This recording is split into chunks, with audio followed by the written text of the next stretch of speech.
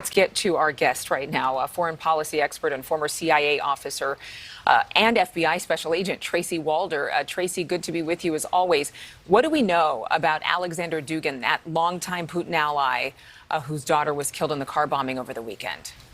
Thank you so much for having me, Adrienne. So, really, he is, I guess we can think of as a modern day Rasputin. He is sort of this spiritual, theoretical advisor to Putin, but he really didn't come across Putin's radar really until 2012, 2014, when Putin annexed Crimea. Dugin has always been this staunch Russian nationalist, kind of advocating for the reclamation of former Soviet Union bloc countries. And so when Crimea was annexed, Putin really started to listen to what Dugin had to say. He is not a member of the government.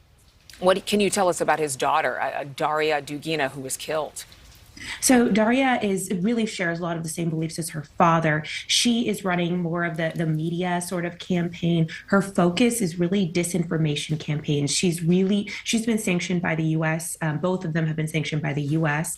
and the United Kingdom. And really their focus has been sort of blaming either Ukraine or Western European or the Western influences for any of the atrocities that are going on in Ukraine. And it's been reported that she wasn't the actual target of the attack, but that car exploding.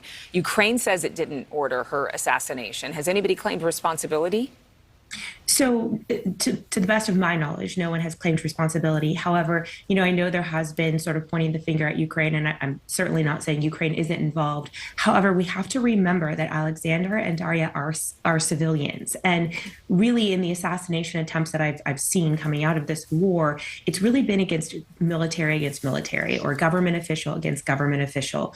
So it could possibly be an inside job by kind of anti-Putin forces within Russia. And Russia obviously launching its own investigation to all this. Would Putin seek to avenge her killing? I think he would. We have to remember just before Putin took office, so we're talking kind of the mid to late 90s, there was this huge surge of car bombings in Russia. And one of the platforms that Putin ran on was to really stop this. Now, he sort of has stopped the car bombings. However, he's just, turned to poisons and toxins in terms of assassination. So I think he feels that he has to sort of assuage those that are close to his inner circle and secure their safety. But again, the Dugins didn't really travel with security, which is also unusual. All right, Tracy Walder, thank you very much for your time as always.